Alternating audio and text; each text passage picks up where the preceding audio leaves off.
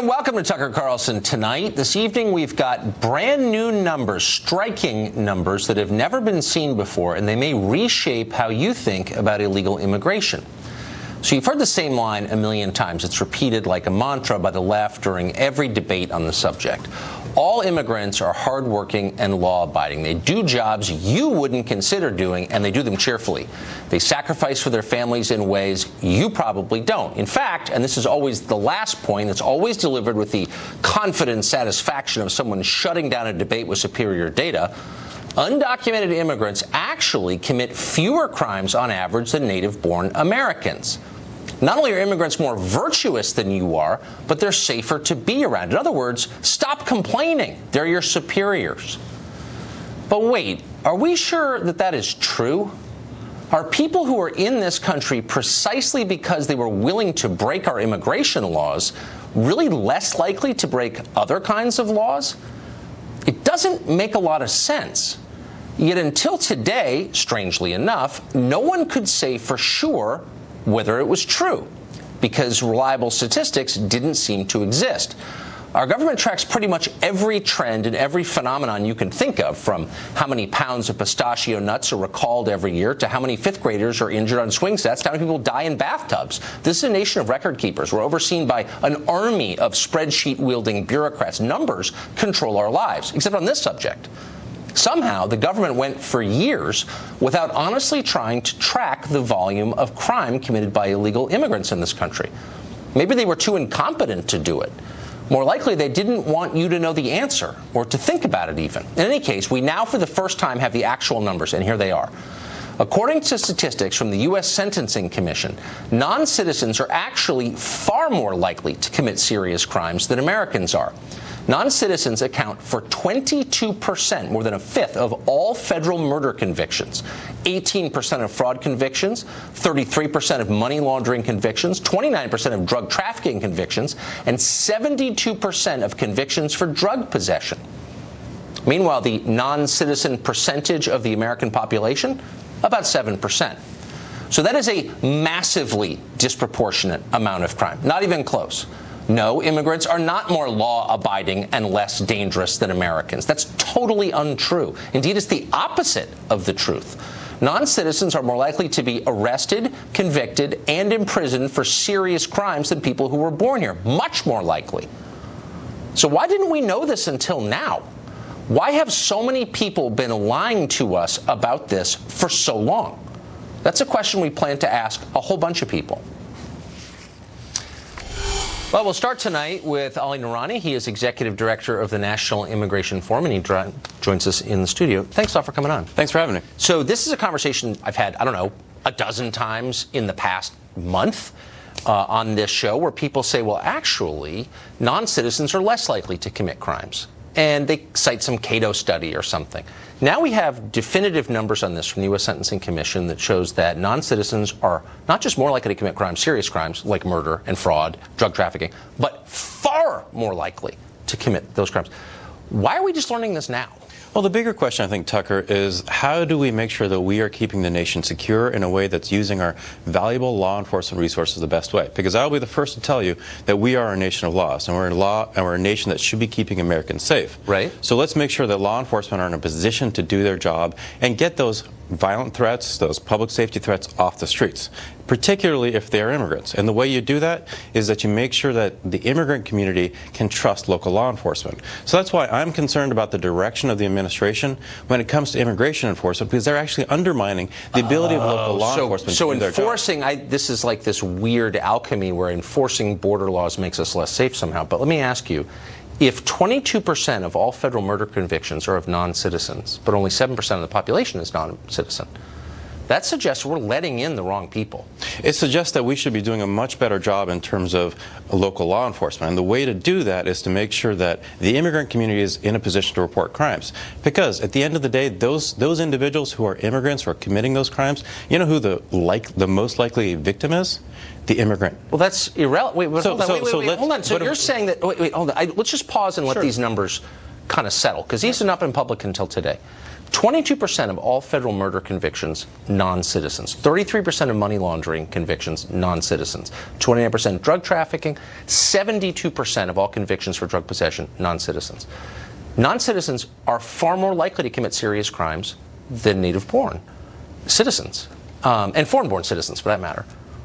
Why shouldn't this make us want to radically curtail immigration into the country? It makes me radically want to make sure, I radically want to make sure that law enforcement are able to do their job, because again, those crimes are being committed within the immigrant community. So some are. No, but that's not. I mean, some are, some aren't. Well, hold on. We've got these numbers today, so we actually don't really know where these crimes are being committed. We don't know anything about it other than this. Like, this is the first. No, but if you actually look at the research shows that the immigrant community is the victim of the disproportionate. But it doesn't matter. So then, but what matters? Why are we letting in people who are many times more likely to commit murder, fraud, drug trafficking than people who are born here? Why don't we think through who we let in? Doesn't it suggest that to you? It suggests to me that our immigration system is fundamentally broken, and we need to make sure that those individuals who are here, who are undocumented, are registering for legal status, passing a criminal background check, learning English, and coming out of the shadows. I get that you've got your pre-existing priorities that you want. I understand you do it for a living, and I respect that. But again, for the third time, these are brand new numbers. We didn't know them when we woke up this morning. Now we do. The debate is over. Non-citizens far more likely to commit dangerous crimes than citizens. So, with that in mind, does that shock you? It shocks me that we haven't been approaching the problem the correct way. But why have we been saying the opposite with such great authority all these years? Well, actually, according to Cato or some think tank. I mean, can we just pause and say, we were totally wrong about what we've been saying? The problem here is that we want to get violent criminals off the streets. Is that correct? We don't want them in here in the first place. We do not want them. So why are we making law enforcement deal with these people? Why don't we stop it at the border, and then we don't have to put our police and citizens at risk? I think that's a great idea. And the way you do that is that you make sure that you have a functioning legal immigration system and a process for people to go through. The only people who are hiding from law enforcement... Really? I thought, don't we bring in more than 1 million people legally every year? It's clearly out of whack with our needs. More than any other country in the world? We're also a much bigger country than almost any other country. We're not, our workforce is actually much more dynamic and fluid. Maybe. Okay, but leaving the economics of it aside, I mean, that's another show, another debate, but I just want to acknowledge that one of the core operating assumptions that we have had for years, and I've been at the center of this debate, was wrong. Not just wrong, but totally wrong. It was a lie. Does that make you reassess what you thought a little bit? What I want to try to assess is how do we actually solve the problem? I mean, we can, if you want to quibble about statistics, you should bring somebody from Cato. No, but it's not quibbling. What we've been claiming is the very opposite of the truth. I want to focus on solving problems. That problem is individuals who are here who are violent criminals and public safety threats. I want them off the streets, Tucker. The only way you can do that is to make sure that the crimes they commit are being reported by the victims. And if the victim is an immigrant, we need to make sure that they can trust their law enforcement. But why? Well, clearly someone's reporting these crimes. We don't have a problem with that because, again, we have disproportionately big numbers here. My question is, why do you think non-citizens are committing crimes at a far greater rate than Americans are? I think we got to make sure that individuals who are coming to the country have been properly vetted. They're going through the process they need to. And the folks who are here and are undocumented. So you think they haven't been properly vetted? And the folks that are here who are undocumented, we need to require they pass a criminal background check. That is our biggest problem right now, because the individual undocumented immigrant who's a violent threat to our public safety, they're the ones hiding. Why wouldn't we just build a wall? Like, the public kind of wants that. What's the argument against that exactly? If you actually want to solve a problem at the border, you want to actually focus where the problem is. The majority of drugs, guns, and money are smuggled at ports of entry. But these are not drugs and guns and money. These are people committing crimes. Those individuals who are committing those crimes, they're coming in through ports of entry. But so do you think a wall wouldn't help at all? Because why? I want to put money where the risk is on the border, where the majority of drugs... Well, we didn't even know there was this risk until about 2 hours ago. So maybe we should pause and think about these numbers, because they are shocking. You will concede that. Thank you, Ellie. Appreciate it.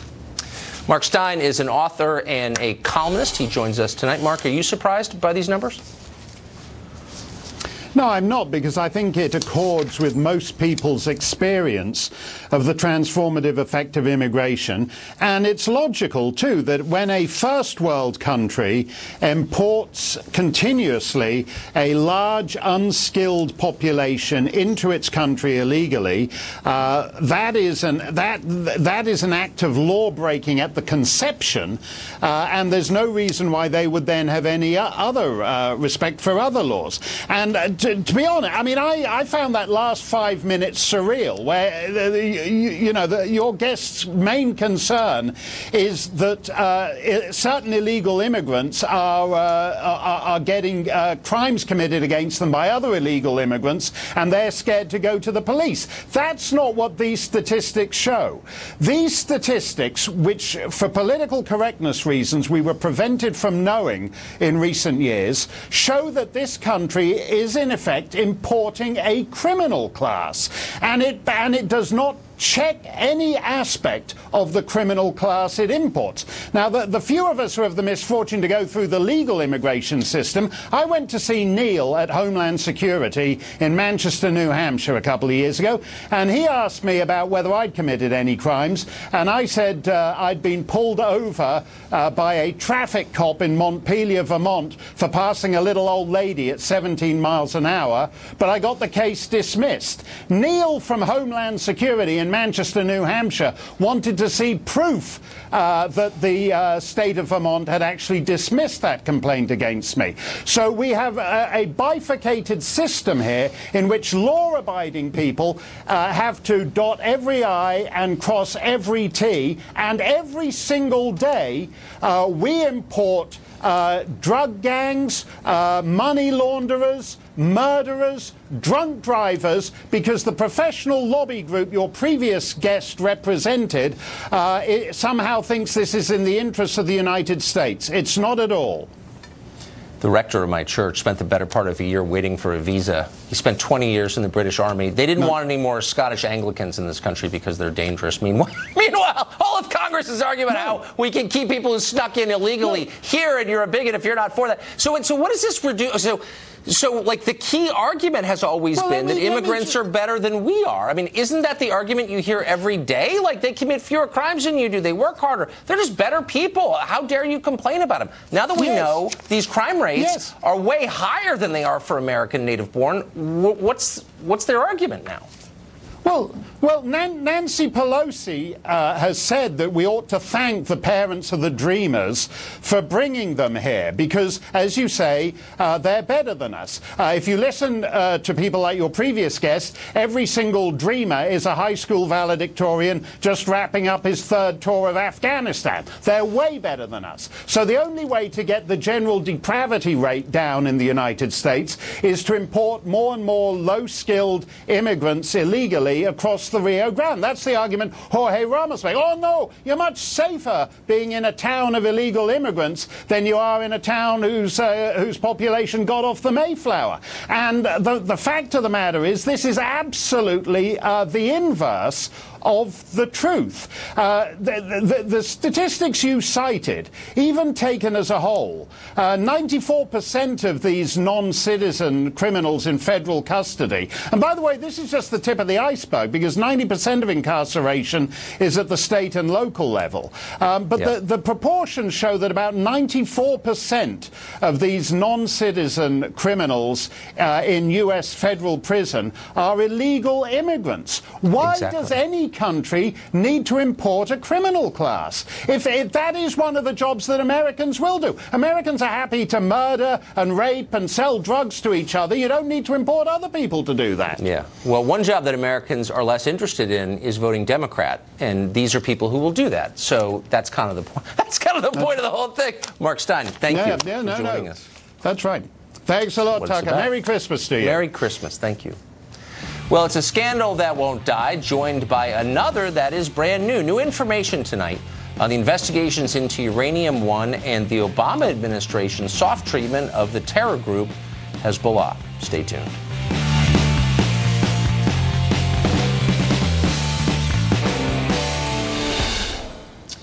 The The Obama administration has been out of power for almost a year, but we're still finding little Easter eggs of scandal scattered around the front lawn of Washington. At the request of Attorney General Jeff Sessions, DOJ officials are interviewing FBI agents about the Uranium One deal in an attempt to determine if another special counsel is warranted to keep investigating that.